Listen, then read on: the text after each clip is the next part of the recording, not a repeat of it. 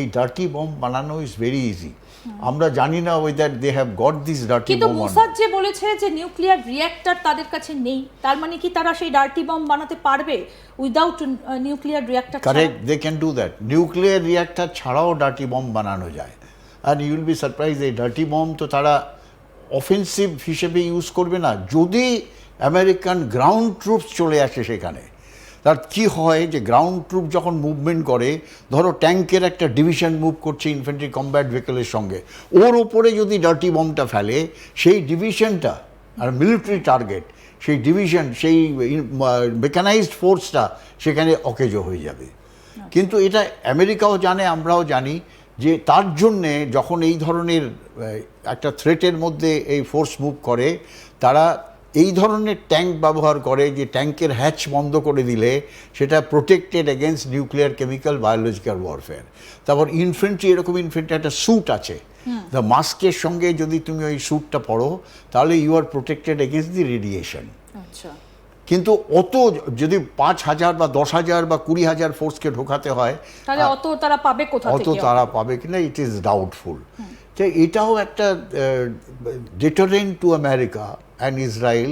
তারা কেন ইরানের ওপর গ্রাউন্ড অফেন্সিভ নিতে দ্বিধা করবে? It is a big deterrent. আচ্ছা, মানে এত কিছু ইরান লুকিয়ে রেখেছে। এবার আমি একটুখানি জলসীমানাটায় আসবো। আপনি যেটা বলছিলেন যে এই ইরাকের প্রান্ত থেকে শুরু করে এই যে আমরা আলোচনা করছিলাম এতক্ষণ ধরে, এই যে এই জায়গাগুলোতে কি রয়েছে, এই জলের নিচেই বা কি রয়েছে, চাবাহার পর্যন্ত আমরা সেটা নিয়ে আলোচনা করছিলাম যে জলের নিচেই বা কি রেখে দিয়েছে।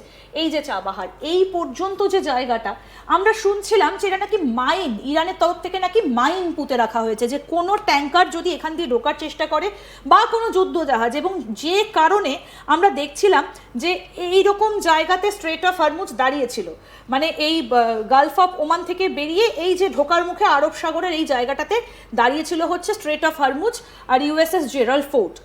এইখান দিয়ে ঢোকার চেষ্টা করেনি। কি রয়েছে জলের নিচে এই জায়গাগুলোতে?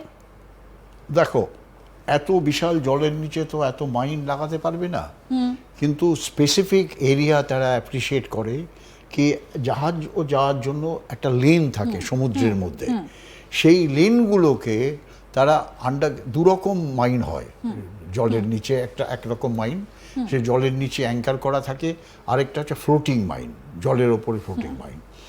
এবারে দ্বিতীয় বিশ্বযুদ্ধের পরে এখনও আমেরিকার কাছে বা সমস্ত বড় বড় আমাদের কাছেও আছে একরকম জাহাজ আছে, তাকে বলে মাইন সুইপার। আচ্ছা, মাইন সুইপার মানে এই যখন একটা বড় ব্যাটল গ্রুপ মুভ করে, তার আগে এই মাইন সুইপারকে মুভ করিয়ে তারা জলের নিচে বা জলের ওপরে যে মাইনগুলো আছে সেগুলোকে ডিমাইন করে দেয়, সেগুলোকে ডিজার্ম করার জন্য সিস্টেম আছে। আর অত্যন্ত কঠিন জায়গায় যদি তারা দেখে যে মাইন সুইপার দিয়ে হচ্ছে না, তখন তারা সাবমেরিন থেকে ডুবুরি নামায়, তারা ফিজিক্যালি ওই মাইনগুলোকে গিয়ে ডিজার্ম করে দেয়। এখানে সম্ভব সেটা এই রকম জায়গাগুলোতে সম্ভব, স্পেশালি হরমুজ স্ট্রেট, এখানটায় একেবারে মাইন করা, ওর মধ্যে কোনো ডাউট নেই যে এখানে জলের নিচে এই যে 32-33 কিলোমিটার যে ডিস্টেন্সটা, এই ডিস্টেন্সটাকে তারা মাইন করেছে, জলের নিচেও আন্ডার ওয়াটার মাইন্স আর জলের উপরেও ফ্লোটিং মাইন। আর আরেকটা ইন্টারেস্টিং ব্যাপারে, জলের নিচে যে আন্ডার ওয়াটার মাইনগুলো থাকে সেগুলোকে ডিটেক্ট করা যায় না, ডিটেক্ট করা খুব মুশকিল, কিন্তু ওপরের মাইনগুলোকে ডিটেক্ট করা যায়। আর আরেকটা জিনিস হচ্ছে, মাইন লাগাবার পর তারা মাইনগুলোকে শুধু ছেড়ে দেয় না, মাইনগুলোকে ফিজিক্যালি তারা পেট্রোলিং করে স্পিড বোট দিয়ে। ধরো এখানে মাইনের লাগিয়ে দিয়েছে, এখানে হয়তো 20, 30, 40টা স্পিড বোট, সেই স্পিড বোটগুলোর ভেতরে মেশিন গান থাকে, মিসাইল থাকে, অ্যান্টি শিপ মিসাইল থাকে, এয়ারক্রাফটের এগেনস্টে মেশিন গান থাকে, সেই অ্যান্ড ভেরি হাই স্পিড তারা গ্রুপে মুভমেন্ট করে। এইগুলোকে প্রোটেকশন, মানে তারা ডমিনেট করছে যে মাইনকে কেউ হাঁটাচ্ছে না তো, বা কোনো মাইন সুইপার আসছে না তো, তা সেই জন্য এটাকে সবসময় প্রোটেকশন করে। এই মাইন হচ্ছে একটা অবস্টেকল মানে একটা জাহাজকে মুভ করার জন্য ওটা একটা অবস্টেকল, যে ওটা যদি লেগে যায় জাহাজটা ড্যামেজ হতে পারে, জাহাজটা উড়েও যেতে পারে। একদম। আমি এখানেই আপনাকে জিজ্ঞেস করব যে এখনো তো সেই মাইনগুলো রয়েছে, তাহলে ভারতের জাহাজগুলো কি করে আসছে? না, মাইনের উপর দিয়ে। স্পেসিফিক যে লেন, সেই লেনগুলোর ওপরে মাইন ওরা এখনো লাগায়নি, আচ্ছা। কিন্তু এনি টাইম তারা মাইন লাগাতে পারে, তাদের কাছে সেই ক্যাপাবিলিটিস আছে। কিন্তু যেই লেনগুলো, দেখেন এই 33 কিলোমিটার, একটা জাহাজ তো 33 কিলোমিটার হতে পারে না, না, কম হয়। তা অনেক কম হয়। তাই এরকম লেন আছে, সেই লেনের ভেতর দিয়ে তারা গাইড করে সেই জাহাজগুলোকে বার করে দেয়, যারা ফ্রেন্ডলি জাহাজ। এখন তারা করেছে কিছু জাহাজ, আর যেই তারা দেখলো যে আনফ্রেন্ডলি জাহাজ সেখান থেকে পাস করার চেষ্টা করছে, বা জোর জবরদস্তি কোনো নেভি ব্যাটল করে সেখান থেকে ঢোকার চেষ্টা করছে, তারা খুব তাড়াতাড়ি সেই মাইনগুলোকে দিয়ে এই পুরো গ্যাপটাকে ব্লক করতে পারবে।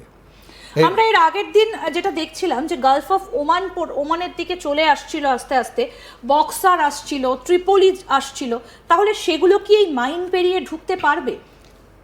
Extremely difficult, it's extremely challenging. তারা অ্যাকচুয়ালি দেখো, এই বক্সার আর যেটা ত্রিপোলি আমরা বলছি, তারা বেসিক্যালি অ্যাম্পিভিয়াস জাহাজ। তাদের কাজ হচ্ছে, ধরো এই জায়গায় তারা এই জায়গাটাকে কন্ট্রোল নিতে চায়, এই কোস্টাল ডিফেন্সটাকে। সেই জাহাজের ভেতর থেকে তারা ওই অ্যাম্পিভিয়াস মেরিন, যারা ট্যাঙ্ক বা ইনফ্যান্ট্রি কমব্যাট ভেহিকলে, তারা এখান থেকে অ্যাসল্ট করে ওই স্পেসটাকে নেওয়ার চেষ্টা করে। আর সঙ্গে সঙ্গে হয়তো তারা একটা হেলিবর্ন অপারেশন পেছন থেকে, ও যেটাকে আমরা বলি ভার্টিক্যাল অ্যাটাক, যে আকাশের উপর থেকে হয়তো একটা হেলিকপ্টার দিয়ে বা 3টে 4টে 5টা হেলিকপ্টার দিয়ে স্পেশাল ফোর্স তারা পেছন দিকে ড্রপ করে দিল। তো পেছন দিক থেকে তারা একটা আক্রমণ করে, সামনের দিক থেকে অ্যাম্পিভিয়াস মেরিনরা আক্রমণ করে। সেইটা হচ্ছে টেকনিক। কিন্তু কথা হচ্ছে এখানে তারা সেটা পারবে কি না, ইট ইজ ডাউটফুল। কিন্তু তবু আমি আমেরিকান মেরিনকে অ্যাপ্রিসিয়েট করি, দে আর হাইলি ট্রেন্ড। কিন্তু কথা হচ্ছে যে শুধু হাইলি ট্রেন্ড হলে হবে না, তাদের গ্রাউন্ড এক্সপিরিয়েন্স নেই। তারা যে এই একটা ফোর্স তখনই অ্যাক্টিভ, বা তখনই আমরা বলবো যে বেস্ট ফোর্স, তারা যখন গ্রাউন্ড এক্সপিরিয়েন্স করে তাদের প্রুফ করবে, yes we can do it. আমি আপনার কাছ থেকে একটু জানতে চাইছি, যেমন ইরানের কথা তো আমরা বারবারই আসি, ইরাকে তো আমেরিকান সোলজার অনেক দিন ধরে বসেছিল। ইরানের ভূপ্রকৃতি সম্পর্কে আমেরিকান সেনার বা ট্রাম্পের সেনার কোনো রকম কোনো অভিজ্ঞতা আছে কি? এরকম কোনো অপারেশন কি তারা ইরান থেকে কোনোদিন কখনো কন্ট্রোল করেছে কি? না। প্রথম কথা হচ্ছে পার্থক্যটা কোথায়, ইরাক আর ইরানের মধ্যে পার্থক্যটা কোথায়? প্রথম কথা হচ্ছে ইরাকের সঙ্গে কোনো সমুদ্রের যে লিঙ্ক, যেরকম পার্সিয়ান গালফ আছে, সেটা নেই। থার্ডলি, ইরান হচ্ছে is not like Iraq geographically, ইরানের মতো জিওগ্রাফি নেই। ইরাক হচ্ছে একেবারে যেমন আমাদের বলে না সাহারা মরুভূমি, সে মরুভূমি একেবারে